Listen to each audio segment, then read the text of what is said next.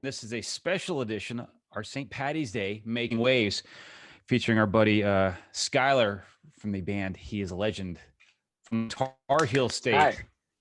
Thank you, my Tar friend. Heel Thanks State. for joining. Yeah, that's right. That's right, bud. Thank you for joining us on this very special day. And man, it's a real pleasure. Thank you for having me. I was just re-listening to White Bat today when I was going for a run. Yeah. It's killer running music. It's killer running music. The whole thing, man. Music. Yeah, I broke my ankle thank to it, you. actually. I was running so hard. So just so you know, you owe me a lot of ankle strength. Did you get my email about that? Did you get my email about Man, that? I tell you, dude, the track that got me and I hit it and I it. went on repeat a bunch was So Soft. Oh yeah, cool. Yeah, Man, I love that record, man. I know every artist would say that their latest work is their best, but I just feel like that album had so much life for me and the rest of the dudes. And yeah, it's a shame that COVID kind of snipped its wings, no pun intended, or Beautiful. pun intended. But yeah, yeah. But that record will have legs. So come time to go on the road, which we'll talk about here, because you guys have had interesting shows pop up coming up here in the fall. That record will still find life with fans who haven't had to see you guys perform it live. And if you do, folks, check out this band anyway, because they're amazing live. But to hear this new material will blow your mind. So thank you. Yeah, you bet. So I've actually been, but I wondered about that if we can pick up where we left off. I mean, we've been writing new music and we're getting, we're in that stage where the wheels are turning, but putting something out in COVID was kind of we had plans for a couple things that got bumped, and it's just I wonder if it'll have new legs, or maybe if we can re-release it under with some other tracks, maybe. Who knows? That is the beauty of what COVID kind of did for music, is gave people a strong interest in finding new avenues to create opportunity, which has been really interesting to watch. Well, it's such a vast album, and it's one that takes multiple listens. So you can look at this as a great book that people return. So I think it's going to have a shot at continuing on 2020. So let's talk about before anything else and talk about your career and what you got going on. You got the Furnace Fest coming in September in Alabama. That thing is massive. Yeah, insane. I mean, I kind of we're incredibly hopeful, and I think that's the only way this is actually going to go down. But the lineup is something that my 18-year-old self would be just would never believe. There's bands that are playing that I never thought I would see again, and dear friends and people I've never met, and it's an insane lineup. And then so that in September, and then in October we just announced a show with our very dear lifelong buds and beloved, and that'll be I think an outdoor venue in Winston-Salem. It's a remake show for the show that they had planned before COVID. So yeah, those are two really cool, hopeful things, and we can't be more excited to be in front of fans again. Before I hand you over to Chad, can I ask? Sorry, Chad. I just want to get before I hand you to Chad. What can people? Are you guys working on any new music you want to know about, or you just kind of carry on with what White Bat was doing? Yeah, I mean, we're working on new music. I think it still has that energy for sure, because it I think if anything, it comes out of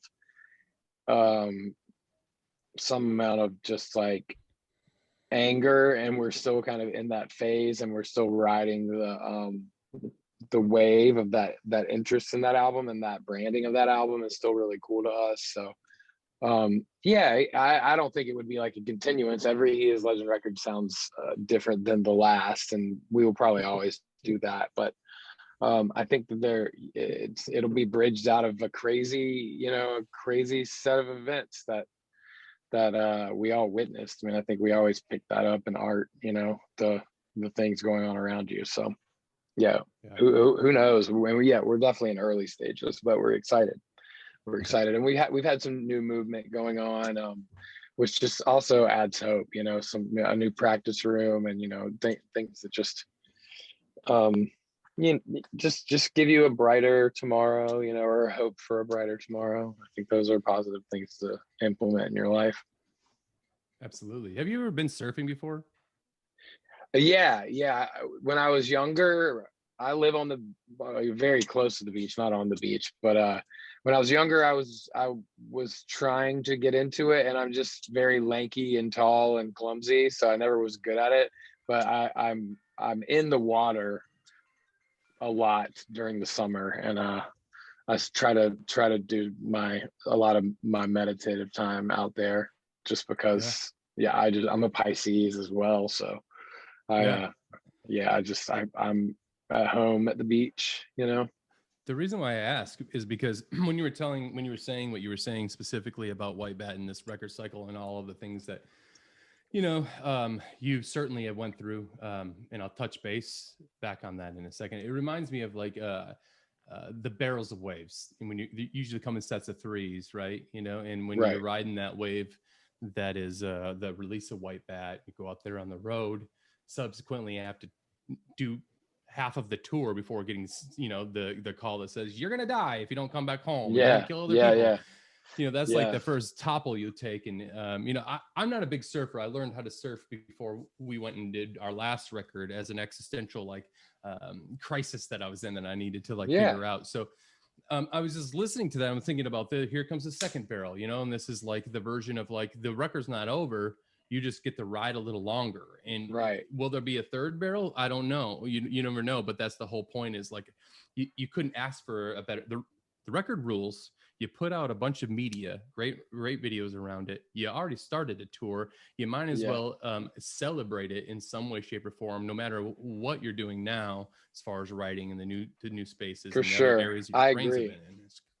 So I just wanted to touch base on that. agree. Yeah, no, for sure. And we've known each other for quite a while, and I've always looked up to you and taken your advice for things like that. I think that's sound, especially when you're an artist and you feel like that might be at risk, revisiting a newly released work. And obviously, one of the reasons that when we would talk about doing things, it was what we wanted to do. We never wanted it to have a COVID stamp. I didn't want people to be wearing masks in a video. I didn't want, and that's something I felt could be weird, and I just didn't want it to be a blip in this real shitty year. And so it's nice to know that maybe some of that can happen. I also am very stoked to be have recording another record in our future. So finally we have some hopeful things that are hitting the plates, because they have been just bone dry. We were the first ones called off the road, and we'll be the last ones to be let back out. Let me tell you, we've done this show since we started the whole entire version of what COVID was, and doing this podcast, which was a slow roll. You're probably the second artist, and this is probably episode 37, 38, 39, 40, something around there, that had legit. I think the other one, who was it, Justin? Bumblefoot, maybe, when they were out on the road. Oh, cool. Whatever that was. And those two, you and them, I don't know if we talked to any other artists that were in the middle of doing something when the shit hit the fan. Dude, we were, this story was crazy, because we had driven on a day off to Salt Lake City Reno, maybe from Salt Lake City, but we drove to Reno to party for my birthday 1 year ago, a couple days ago, on the 12th. Got there, I made it my mission to find the accoutrement to make Bloody Marys at 7 o'clock in the morning, walking around Reno. It's cold. I'm carrying grocery bags, gonna party. I get into the room, we're hanging out. I put on the robe that's in the room. And I'm, I'm walking around in this like $11 cowboy hat I bought from Buc-ee's in Texas, weeks earlier. And then I think midday, I'm like, a couple bloodies deep, and I'm, just sloshing around the hotel room, pouring myself, in and out of places around the boulevard, but looking around at this like world that is clearly scared. And I knew what was going on, but then I get a call from my booking agent. He's like, you guys need to go home. And he's like, California just shut the whole place down. So our last shows were in California, and then a couple of Arizona shows, and then Vegas, and we had 2 days off in Vegas. So we were going to chill and then play the Vegas show and drive home. But so we just end up leaving from Reno and driving back through like Cheyenne, like I-80, and hit a frozen fog bank. Have to turn around and double back around Salt Lake City, adding 20 hours to our very long drive, and zipping. It ended up being like 70 plus hours more just to get home. We're just the whole time we're watching, I'm calling, like, am I gonna have to steal toilet paper like on the way home? Because I'm hearing reports of toilet paper being, and I'm wondering why. Like, why is this a thing? Why is toilet paper a thing? I still don't know the answer to that. There's still shortages of toilet paper places. That's insane to me. It's have insane. You seen the middle of America? Have you seen what's going on? I don't know. Of course you have. It's funny listening to you, Scott, talking this. It sounds like Cormac McCarthy's The Road. Yeah. It was very post-apocalyptic. And like Mad Max. It seems so, and we weren't at the point then we weren't wearing masks. We were like at this like 20-second hand washing, like sanitizing your hands constantly. Don't wear masks because they could be bad for you. And so I'm in and out of Flying J's for 3 days straight just to get home. I mean, just the amount of mental toil that trip takes on you anyway, just a nonstop drive across country, booking to try to get home. And it's grueling is an understatement, but that on top of it, where you're like, am I worried about this, or am I worried about what people are about to do? And obviously the world went banana sandwich. So which are delicious, and so I mean I don't know why they would ruin such a great saying, because the thing about a banana sandwich is the condiments. It depends on the condiments you use. My old man used mayonnaise. He said mayonnaise and peanut butter and a slice of American cheese and bananas. That was his thing. He was into it. I remember this. I tasted them. I can remember a venue. I remember you telling me about your this banana sandwich. I'm sure I did. Peanut butter no go or something. What's going on there? Peanut butter banana is good, but he adds peanut butter and mayonnaise, and I want to say there's cheese involved, but that could be overboard. Well, bring back something quickly. What Chad says was what we spoke about. What Chad brought up was you guys revisiting this album and finishing up what you started with the record. There's going to be a lot of bands we've spoken to that are going to treat this as like the Sisyphus moment. It's going to tumble back on us, but we're going to push it. But we're going to defeat what the myth is, and we're going to push this fucker to the top of the mountain and over. So you guys have that ahead. Which I mean would be amazing. Yeah, and it's going to be amazing. If I can say one thing about the record before we move on to other pastures, because I don't think enough people know this, and I certainly didn't fucking know this until actually today when I was reading the bio on the record. The record is essentially a concept album. So not only do you have the veracity of assuming I read correctly, not only do you have the veracity of such a great record that is, like you said, even in your bio, it's like I forget what the, not Far Beyond Driven, but some Pantera thing, but more rock, right? It feels exactly like that. But then you have the storyline of what the white bat symbolizes. If I'm understanding all, and then I listened to the whole thing a little earlier too. I was like, oh shit. Yeah. And I was in Los Angeles when I saw you just randomly many of times, like, what is Schuyler doing over here? Yeah. And just like, I'm off to the next thing. I'll see you later. So you're really in it, you know? I was living a crazy like little life out there for the month or so that it took to record that, but just a series of of synchronicities and serendipitous moments, and meeting with friends, and then going to places and studying this kind of that whole Golden State Killer with Patton Oswalt's late wife, Michelle McNamara, had written that book, and I was reading the book while I was out there, and I had all these things. I mean, I told, the guys, we have a formula of the way that we work, and so they never really know the lyrics. We never really know all the each person plays their part, but in the studio, it always is a little like, oh, there's always these aha moments, and then the lyrics are usually me and Mitch working out melodies and stuff and getting and yeah. So, but I changed most of the things that I had worked on before in North Carolina before I went to LA, and then it just kind of trickled down to rewriting everything in studio, and then I was like doing all these weird things when in this rental car, like, I mean, nothing like totally creepy, but I would go to bars alone with my journal and like draw and write and like just try to get into this headspace. I went to this really cool graveyard out there where Disney is buried and allegedly Michael Jackson's buried, and all these, just a famous. I want to say it's like Green Lawn, maybe it's called. Yeah, that's something like that. It might be in Glendale, I'm pretty sure, but yeah.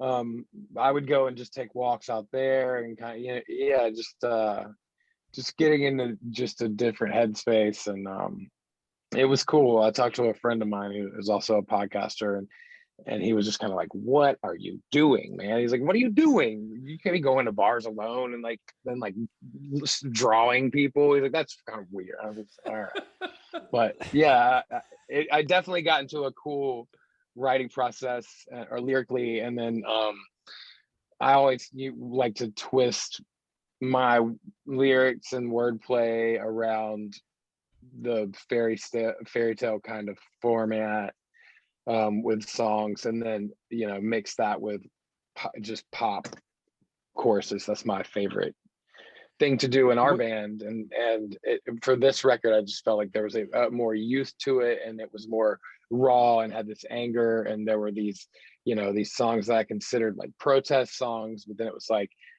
we're not going to make protest songs, we're not going to make political songs, but you can create an antagonist that embodies all these things that we're witnessing, I mean? So that was cool to be able to write from a different person's perspective and then write the story, and and it to be in this true crime genre, which I guess people still don't really know that was a thing lyrically that record holds. But we worked really closely with Matt Ryan Tobin, who's a amazing artist. He does like these badass like just drawings, like big posters of Back to the Future, and he's done some Dimebag stuff, and he's really good. But he did help me with the artwork, and I did all the like handwritten lyrics and crazy doodles and stuff like that he used, and he basically kind of gave it the Seven vibe when you open the packaging. So the artwork is amazing, and yeah, I can't say enough good about the record. I mean, I think it's a cool package in general, which I don't see that often, Yeah, the That's front so awesome. cover looks Real like something Justin, out of. Sorry, I wanted to mention something before we move on. Matt Ryan Tobin is the man. He used to do all of the old Wilson stuff. Yeah. That's so crazy. And what band was he? What I knew him from. What was the band that he was in years ago? Shit, Rescuer or something like that, or yeah, it was like a metalcore Christian core band. Because I don't know if you know. He this had about me, two bands. Man, and I can't find them right now because that we were just talking about. But something in that genre, something like felt like. No, I feel bad because he sent me those records and I listened to them. They were cool. Yeah. But it starts with an R. It's so like Resistor or something. Yes. Yeah. He helped me. He helped me. Like kind of gave me this confidence to draw more, and like he was stoked on like the little doodles I did, and then I took Polaroids of the band members for some of the inserts in the layout. So it was really cool, and yeah, it just gave me some artistic confidence, and the label was really awesome with helping us achieve the look that we wanted, because I just wanted it to be like also conceptually like the old white Bibles that are in hotel rooms. Like I wanted it to have this look about it, you know, like this thing that you would find in a hotel room. So we had this alternate artwork that he did that we use for a re-release, you know, when this is all said and done, because it kind of took over this hotel theme. Was really cool. But yeah, that was a great experience. I had to make a mention of it because I thought it was so cool to hear that. No, 22, the one, I want the art real quick, because it reminds me when I look at the cover as it is right now, it reminds me a little bit of the Grey's Anatomy medical book. Yeah, with the snake. Yeah, a little bit of Mary Shelley's Frankenstein almost thing. Yeah, it needed, you know, that was kind of the there's a lot of like old horror tropes in the music. But it's clean. You know, it's real clean. It's not busy. It's just kind of there. It tells so much about the record. One other thing too. Let me ask you. You guys kind of explained a lot. Well, also too, the timing right now with all the true crime things that are going on Netflix. What's the girl from this Cecil Hotel, or the story about the two detectives from the Night Stalker, and discussing this whole thing. The only you're talking, I'm thinking about AC/DC's Nightcrawler. You know, was it the one off Nightcrawler? Is that off of Highway to Hell? Night Stalker. One of those two. Yeah. I'm thinking about that. I was thinking, man, I'm thinking Ramirez the whole time talking about some killer, but obviously he was quite real. Which leads me to this: what influences your writing? Leading up to this record, let's take Wipe Out aside, since it's kind of conceptual and you had sort of a story. But leading up to this, what was usually your what you turn for ideas or inspiration? I've always been super inspired by film and, you know, obviously other music, but when I'm writing, I try to stay away from music, or I'll latch on to like one thing that I know that I love and really, you know, fills me up. So but mainly I'm just, you know, trying to hone in on the song. But writing lyrically, I've always been more, you know, really into Swans and Tom Waits and Nick Cave and the Bad Seeds, you know, and the Stooges. And so I like the storytelling aspect of all that. I like the crooner misfit style stuff is like cool to me, but I also listen to country music. I listen to a lot of hip hop. But writing, I mean, the books that I read are all over the place. I try to throw in some just wordplay in general is the thing that when I'm writing, I try to do a lot of alliteration and you know, just and I don't really know. I don't know what the inspiration is while I'm writing. I get inspired. It's like, for me, that little place that you go when you're creating something and the mind underneath takes control and starts guiding the ship, and you just are a conduit for the product. Like that's my inspiration, and that whatever's inspiring me to do the other thing is just that I you know, it's something that I've always done and I can't not do it.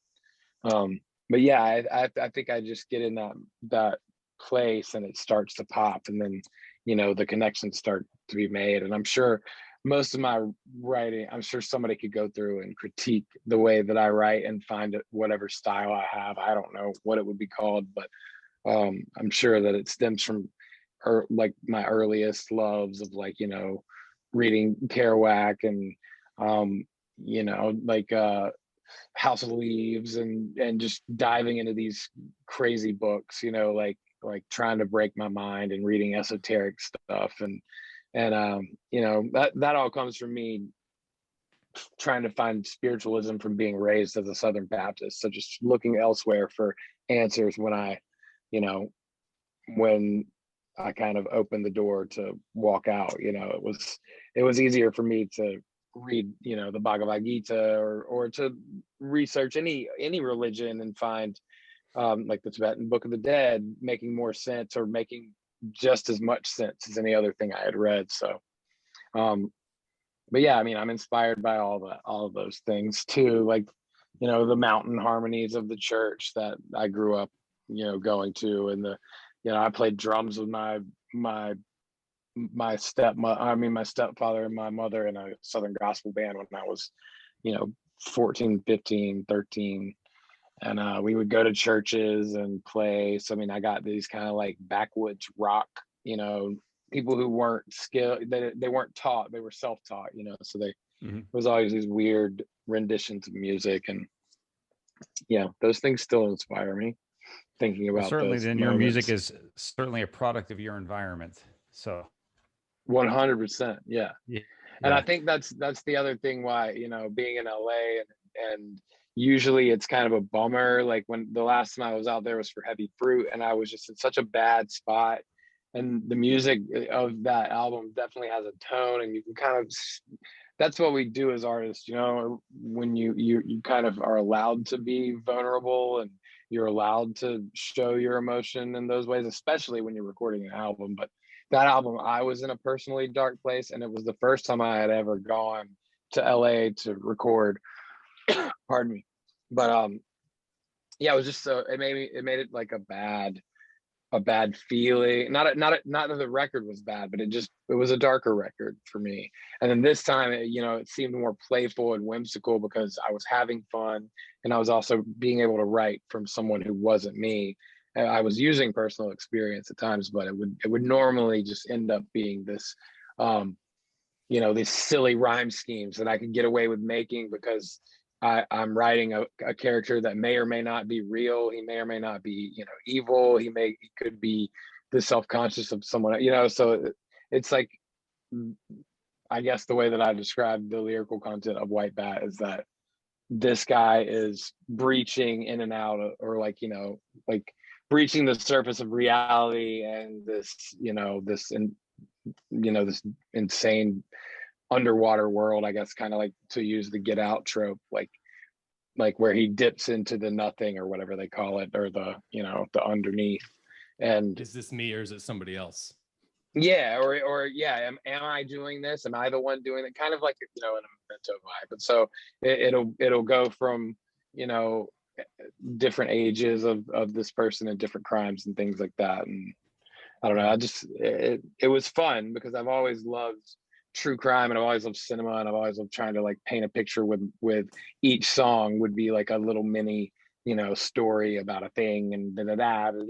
But so this kind of allowed me to stretch it out, which made it cool.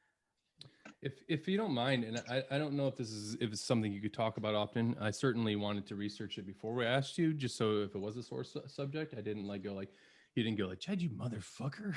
But so like there's this period of time. I mean, I've been a fan of Wilson's done a lot of stuff with He Is Legend. Most famously a really incredible, one of our best, I mean, out of all the tours we ever did, I think it was our favorite tour as a band. Ours too. Day, we talk about it all the time.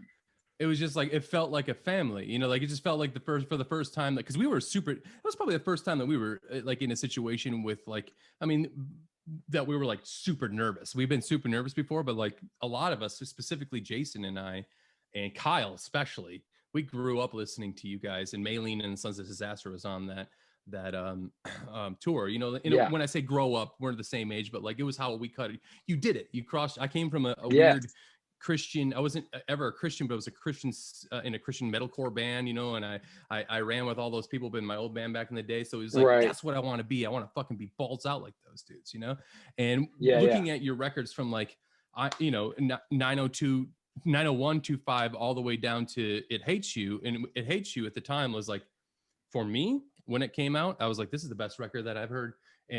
Like, I don't think I've heard a better record this year or last year or the next year. And then it stopped, right? Then I didn't hear any more. Yeah. And I never really asked you on the road because I didn't know what happened. But then here you came out with Heavy Fruit, and that's when we toured with you guys, and we listened to that record, unbeknownst to you, probably every day in the van. Like we're listening to Heavy Fruit, we're like, fuck, this record is so good. There's so many cool audio tricks. We were jamming y'all's record too. I mean, that's just what you do, like on tour. And that was a good thing about that tour, was we were just all on the same vibe. So like we were blasting hip hop in between every band. It was just like it didn't feel like your average metalcore show, whatever that is. Yes. shitbag tour, Like, the dirt bag tour. Yeah, but yeah, but what like happened? You know, like I never asked you that. Well, what so happened? we took a little break or whatever, and we made It Hates You, and there was a small stint in between It Hates You where we were writing, and it was just we didn't know what we were doing, but so we put out It Hates You, and they basically told us that the only tour we could get was this tour with Drop Dead Gorgeous, and we were just we felt ungrateful, and we felt a little jaded, and it was the time in music where there was just this thing going on in music where it was like a screamy electric but not, and it was kind of and I'm not describing Drop Dead Gorgeous in any way, but there was just a crowd, a scene, or we were being lumped into this category that we knew we weren't. And so I think we decided on that tour that because that was presented to us as like, you're not getting anything else, like you're not allowed, you took a year off to write a record, and it was like, okay, well, that seemed like the right thing to do. Yeah, so we've had a lot of weird speed bumps in our day, but that was one of the ones that was like, okay, we're gonna take some time off, we're gonna do some things and figure out what's going on. But we were still together, like as friends, and still, Adam was still writing. It was a good period off. It's without a drummer, Steve was just going to school, so we never really said we're breaking up. It was just like, Steve's in another town going to school. How are we going to play shows? He's going to be busy, yada, yada, yada. He's getting married. And, it wasn't like we were saying we're calling it quits. We're just, for now we're going to take a break. And then it turned into what it was. And then, when we got Sam and we did Heavy Fruit, and then, touring got more rigorous and we were trying to regain footing. And every record, Heavy Fruit and Few kind of got us a little further. I think Few with the crowdfunding was really, what pushed us, out of the league where we were. But I think even with the Heavy Fruit, we were still getting put in these places. We were trying for active rock, and that was kind of where we were with you, because you were trying for active rock, because we knew that we could hold our own in active rock and not be and not float around these VFW hall like clubs, because it's not like, I was just gonna say, you played at a VFW hall back in the day. What we did that moment, it's like, I know how to do this. I know how to do this better than almost all of you guys. When you have to like set up your own speakers and tear down that shit and wind your own cables, I got this. Sorry, we did that for so long, and the thing is, obviously those things probably won't be coming back in this near future. But I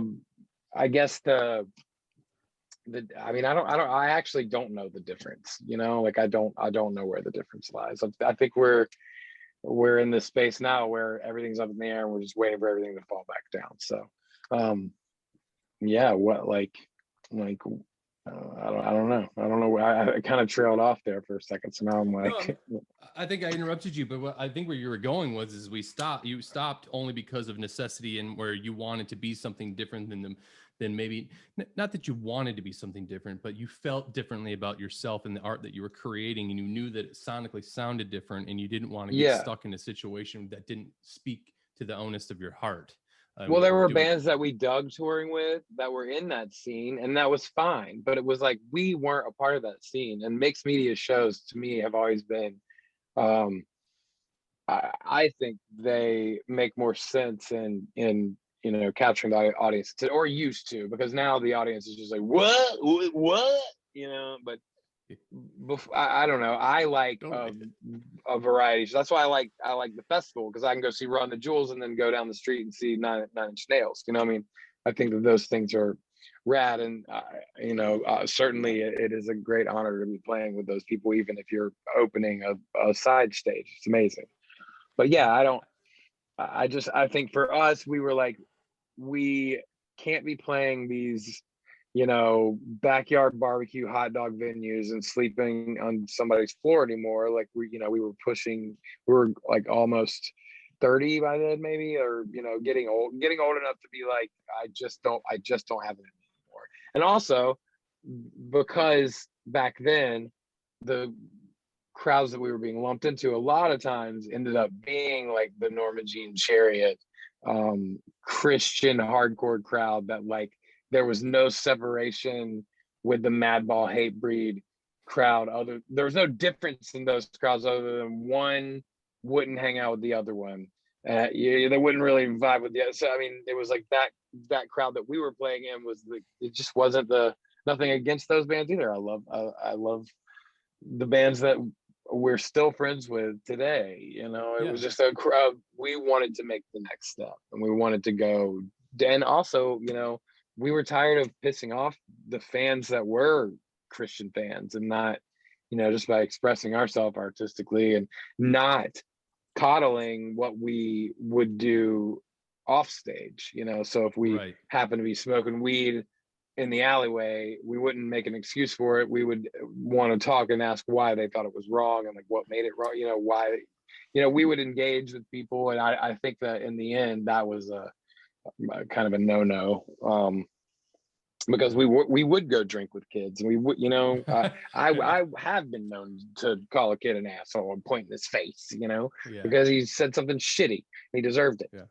But I don't know. I think that is why we had to pause, because we could get to those moments. I think I'm more grateful of our fans now than I've ever been. I'm more grateful of our fans, especially on this last album.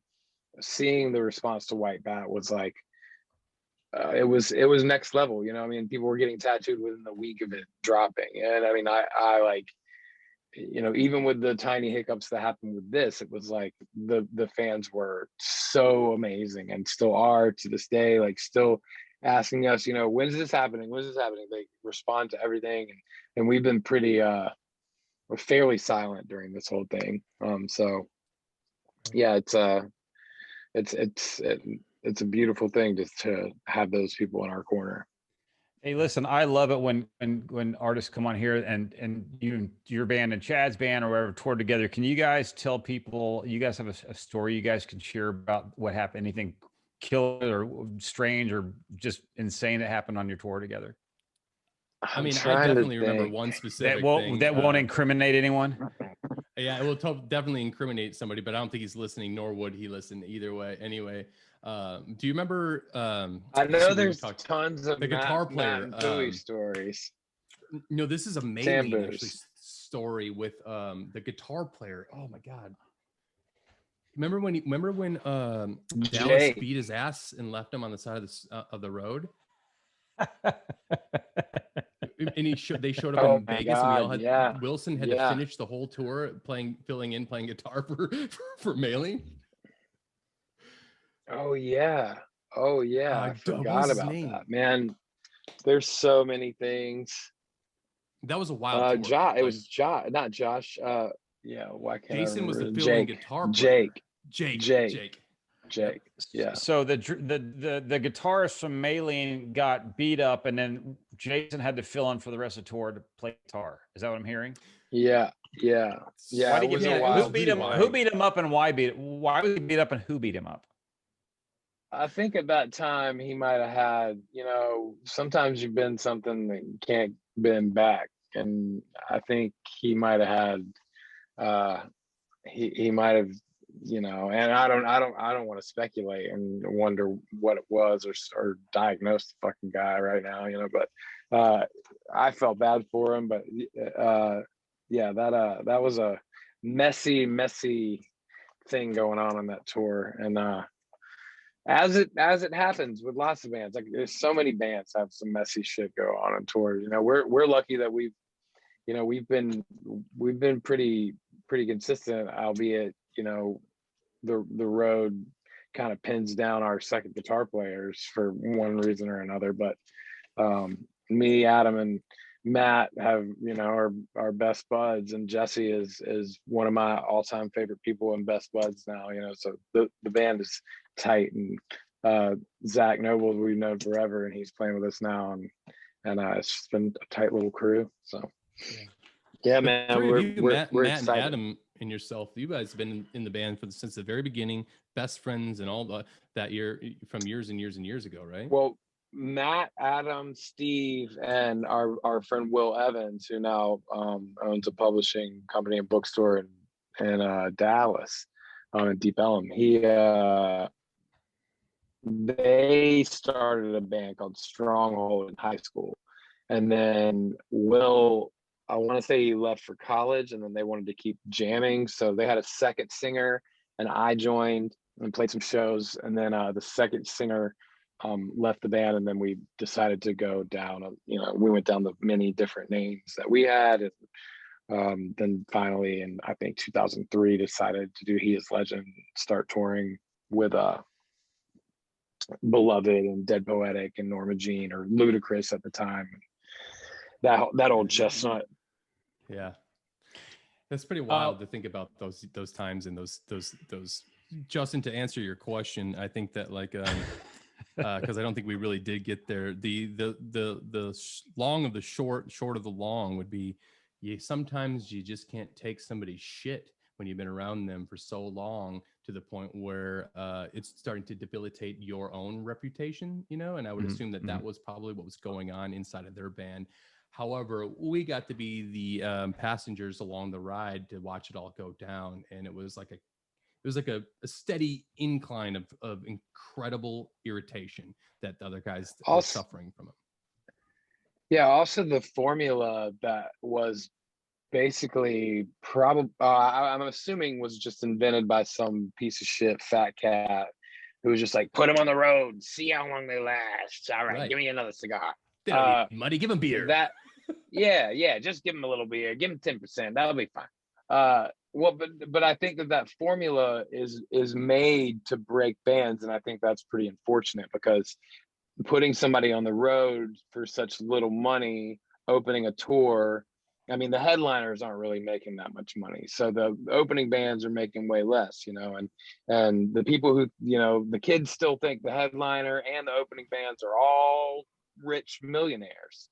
So, and it's the people who design this way of life that really can wreck someone who doesn't know how to be alone, but with themselves around other people. It's kind of what's happened during this pandemic. I think people for the first time have had to be alone, and it turned some fucking people crazy. It turned some people batshit crazy, because they had to be alone with themselves and a computer, which was terrible, or their phone, and they went one way or the other, and that's months and months and months of this. Some people just decided, fuck it, I'm going out. Some people decided to stay home constantly and wash their groceries. Some people went down the middle of the road and went out some.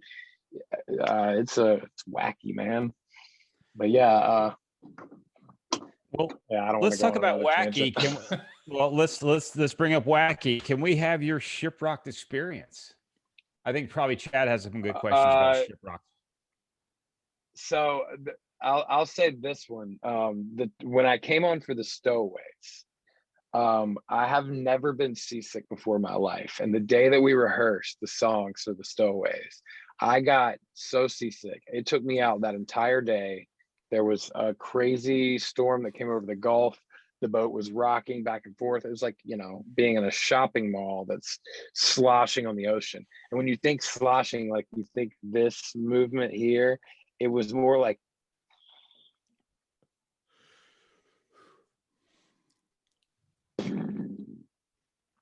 and it was so slow, and it took me out all day. And then I finally went up top.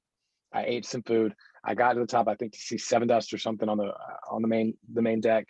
And I looked up and I saw this star, and I looked over at my girlfriend and I said, hey, look, somebody is flying a drone up there. And she was like, no, that's the boat moving. And I was like, I gotta go again. So I got to see like 3 songs of Seven Dust, and I went back to the room, like lost a whole day. And then the next day, went and rode a motorcycle in Mexico and drank a lot of tequila and played a show. Perfect. ShipRocked was so fun, man. I only got the opportunity to go 2 times, but each time I met so many amazing people and made so many amazing friends and had such cool experience. I mean, it really is. I was always kind of the not going to go on a cruise kind of guy either, and like not into it, but that completely changed everything about it. I loved it so much. I had so much fun. And it was really cool. Say what? No. Keep going.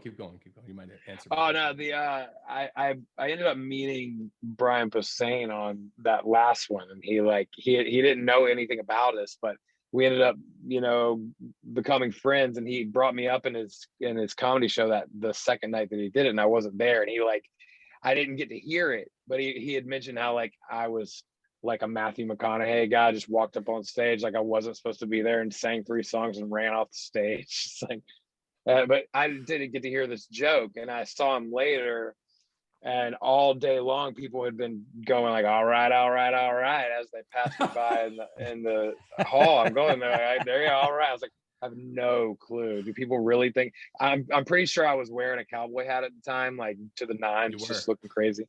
And yeah, I was just getting all this McConaughey banter, and then come to find out he had like brought me up. So that was pretty cool.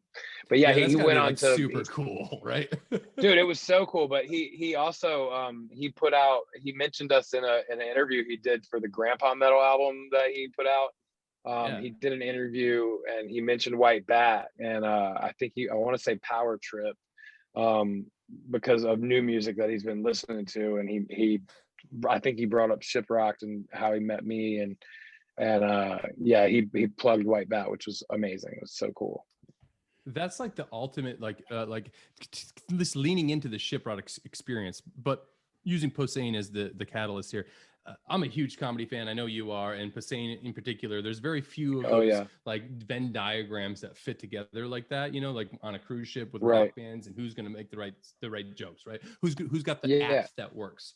And my favorite comedian is Nick Kroll, and I could go on and on and on about why, but like I would literally blow my brains out and be happy about it if Nick Kroll is just like, yo, dude, and said this thing about me ever, right? And that sort of thing happens every to the night, Sean. Right. I'm a dump truck. But the whole thing that like that happens is like we're fans, right? And that kind of like the whole like 100%. You are on the band, or a band on the ship, or a guy in a band on the ship, and people are like, you're the guy in the band on the ship, and then here we are, right? Like, you're the Brian Posehn is fucking talking to me. It's so cool to have those experiences and remind us of why we're doing it, Yeah, for sure. And that's one of the cool things about the ship does that. Like that's I want to say LeJean told me before, I think we were doing their 20-year anniversary tour, and it was before we went on ShipRocked. And Clint or LeJean told us that he was like, oh, once you go, they're like family. They'll come out to every show you ever go to. He's like, you gain a lot of respect for being on it. And I was like, count me in. I'm down. Like, let's go. And I mean, we would see people started coming to our shows before we had even been on the boat. They're like, oh, we heard you're going to come on the boat. We heard you're on the boat this year. We came to check it out. The people that you meet, I mean, it's such a cool family. And, I went in blind, not really knowing any of what was going on. So we just went in like, we knew that you guys were going to be there. We knew that Beartooth was going to be there, and a bunch of other bands. We were just like, okay, like Royal Thunder was going to be there. We were so stoked for all the headliners, and we were just like, yeah, let's go. But yeah, life-changing experience. And then being offered the Stowaways was an amazing opportunity. It was really cool getting to play with Jerry from King's X, and it was like one of the most far out experiences. Incredible. Amazing. Hey, before we get to this segment we call Walk the Plank, you're working on a film? Working on a movie? Yeah, I do. I'm a set dresser. I work on the art department, and I've done props and set dressing and things like that here in Wilmington and wherever needed, actually. But so I just basically move furniture and make pictures and hang ceiling fans and put up drapes and move giant trays. It's crazy. You do what you have to put on screen, but I've done that. I started doing that on our first hiatus. After It Hates You, I got into working with a production designer and learning the kind of set life. And it's not that much unlike tour life, where it's very long, grueling days and 24-hour thought processes constantly, you know, just trying to get to the next place and the next scene. And yeah, I like it. I like the work. It fills that creative void that I don't have from playing shows every night. And it's really turned me into a better person, like, you know, getting up early and working a 12-hour day, 12 to 16-hour day, depending on how, you know, what's called for. And I really like it as an alternative to not doing anything because of COVID, or bartending, which, you know, has its moments, but it's it's quite extraordinary. It's quite extraordinary, the film industry now down in that eastern coastal corridor. Yeah, I was going to ask, are you working on the new Dawson's Creek or something? No, there's a lot. I actually there's a lot of things going on here. There's a lot of things going on in Charleston. There's a lot. I mean, there's a ton of movies. It's always been like, I mean, you know, Dawson's Creek, One Tree Hill. There was a ton of things that have Reprisal, the Swamp Thing, the new one was filmed here. But there was a ton of things going on in this town. So that's fortunate, very fortunate to have that. And I like learning from these guys and watching the craft, you know, like, you know, hanging picture frames and hanging them right and hanging drapes right, and, you know, learning all these little things about, you know, you go in and you dress a place for an old lady, and, you know, so you basically have to just think of an old lady and somebody, you know, you have all this stuff that's hers and you put it places and make it look lived in. It's fun. You must crush it. I think of you as an old lady, so you must be just doing really, really well. I get that a lot. The older I get, the more I'm just committed to like turning into my grandmother. Straight Blanche. I feel it in my bone. Yeah, Blanche. That's right. Well, Schuyler, we did this thing we like to finish up with called Walk the Plank, which is just 3 random questions. Chad has one, myself has one, and we get one prior from a fan. Just random questions, and whatever answer that pops in your head, by all means. So we'll Chad start if you all want. Right. Yeah. All right, man. Question number 1. This is a little bit existential, so do your best, I suppose. The question is, and this is my question, I wrote it down. Do you believe there's only one soulmate for each person?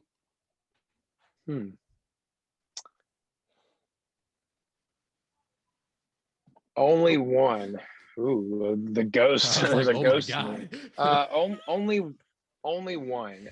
That would get into like, it is existential, because you would have to imagine, like, what if you could travel to a multiverse, and, you know, if you ended up there and you met and you happen to be with another person because something crazy happened to the person I mean, that is bringing in, like, you know, a simulation theory, which is just kind of a cop out. I do actually think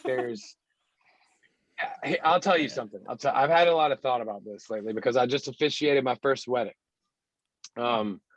And it was a beautiful thing. And these people, they had a union because they want to spend the rest of their lives together. Are they? I would like to hope so. I would like to hope that the ceremony that we had together will be an everlasting bond of the two of them. Here's one thing that I know. You don't get many choices in life. You don't get to choose your family. You know, your friends can piss you off. One thing that we do get, that we get the luxury of choosing the person we want to spend the rest of our lives with. If that person happens to be with you for the rest of your life, then I would say, yeah, that person was your soulmate. Do you always end up with your soulmate? Probably not. I mean, I think there's probably a ton of people out there that may be unhappy and scared to say it, that may not be with their soulmate. I think you don't know until, you know, you either have a life-altering bond or a life-altering moment that makes your bond inseparable, where you say, this is it, we are together, you know, whether that be marriage or a near car crash or a baby or something that solidifies it, you know, common law marriage, 7 years together, you know. Soulmate's just such a, I don't know, I don't want to sound unhopeful, but it just seems like such a, I think the proof is in the pudding, maybe. That's my answer. That's a great answer. All right, mine Thank you. is a little less of that. But since you are a big reader and you probably remember a lot of what you read, what's one of your favorite quotations? Oh, I will say one of my favorite things is a Stephen King quote, and it is about love. It's love is a uniquely portable magic. I think that's such a beautiful way to put it. You know, it's King is the best. I mean, I could go on, but is that from one of his novels? Yeah. It's, oh man, I think it's from the one about JFK. It's the date. I can't remember. I'm pretty sure it's from that one. 64 or something like that. Love is a uniquely portable magic. I don't know. There's something in the alliteration, and if you've never read Stephen King, I mean, you could really start anywhere, but he just has a way to like keep you so in tune. I don't know, with his characters and the way that he connects with his audience. It's so great. Yeah. Well, thank you for that. Now I'm gonna have to do some research. I want to say it's from that. I'll look and I'll remind you of the book. I want to say it's from the book. When did he die? November. I want to say it was like 11/16/64 or whatever that book is, but I can't remember. JFK. Sorry, I thought you were talking about Steve. I thought you were talking about Steve died. That dude's still living. Oh, right? when Steve. I had a girlfriend in a class in college, and she got a D on her paper because she spelled Stephen King with a V. And, yeah. So like he didn't even read her paper. It was like it was like he didn't even read the paper. He was just like the first words in the paper was like, to quote Stephen King, and then it was plop. Nope. That's hilarious. So we had the last question is a fan question, and there's nothing directed. They're just generic questions that we gathered up to then use on you and choose one of those. And one of these, because I mean, they don't even know who we're going to be interviewing. You know, that's how oh, cool. Covers it is. So the question is pretty cool, actually. What is a song from somebody else that evokes the strongest memories for you? Oh, wow. I just told this story the other day. You'll have to forgive me, but I'll get my iPhone and I'll find it right Lifeline? now. Lifeline. It's an Appleseed Cast song.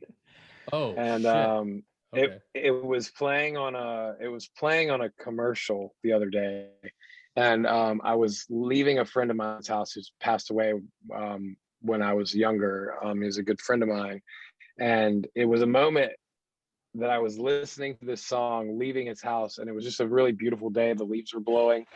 It's on Low Level Owl. Let me find the song. And you were leaving in the but yeah, I was just driving, and it was a beautiful day, golden light coming down on, like, you know, the fallen leaves, and they were blowing really well across the road. And this song on Low Level Owl, I want to say it may be on Reflection. Yeah.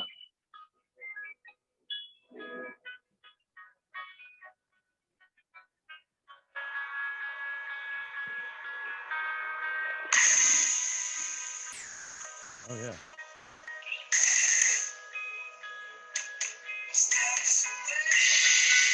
Beautiful record. It was one of the first double LPs I ever bought when I was younger. First started getting vinyl. Yeah. What's the song called? It's called On Reflection. On Reflection. On Reflection, okay. On Low Level Owl. Appleseed Cast was one of those bands for me when I was younger that I just love so much. And I think they're playing Furnace Fest. I almost 100% want to say they're playing Furnace Fest. On your date? But yeah, I'm staying the whole time, man. If this thing is going down for sure, I'm watching every band. Face to Face is playing. Like, there's so many bands that I was just like, no, there's no way the Bled's playing. Not to mention, just Under Oath. Yeah, Under Oath and Taking Back Sunday. I forget who the headliner is in the last day. Yeah, I can't remember. There's so many good bands. I'm just like, mind blown. It was pretty ridiculous for me when I looked at it. I immediately was like, I thought it was like one of those Coachella fake lineup. Yeah, those joke things. Yeah. Yeah, I was like, nah. Yeah, I did too. Yeah. Very cool, man. Yeah, it's great, amazing. Great answer too. Thank you. Yeah, that's a great song. Yeah, that's a great band. Appleseed Cast is playing on the same day with Taking Back's the headline, and the Beloved playing that as well, huh? Interesting. Yeah, it's be great. Yeah, I'm excited. I'm excited for that for sure. Chad, did you have anything to finish with, Schuyler? Oh, I'm never done. There's a lot. Nah, we're gonna do this. I'm never tomorrow, baby. Yeah. Thanks for being here, though, man. Seriously, Yeah, thanks for having me. Hopefully soon we can all meet up in the same area and hug. Maybe hugging's in over. each other's mouths. I don't know. Hug each other's mouths. The brand new hug tours. Let's do it. Schuyler, dude, thank you so much. Everyone, please check White Bat by He Is Legend if you haven't. And if you have, well, again, over and over and over. Look for them at the Furnace Fest in September in Alabama. And yeah, thanks, man. Listen, our show, Making Waves, wouldn't be doable without these people. Our show engineer, Jen Zito, our show coordinator, Heather Smith, our producer, Al McManus, and of course, the captain, Alan Koenig. Obviously, my co-host here, Chad. Yeah, man, thanks. If you find Making Waves wherever you get your podcast, please subscribe so you never miss an episode. And remember, guys, January 2022, we are sailing. So cabin available. Go to ShipRocked.com to book your cabin. Amazing. Thank you, my friends. Thank you. Have a great nice to see you, bro. Yeah. Thanks for having me. Thanks for having me. It's an honor. Thank you, guys. Yeah. Well, hopefully we do a round 2 come the fall if you guys got some stuff going on that we really want to talk about. Hey, yeah. Let me know. All right. Thanks. We'll see you soon. Thanks, guys. All right. Good to see you, Chad. You as well, man.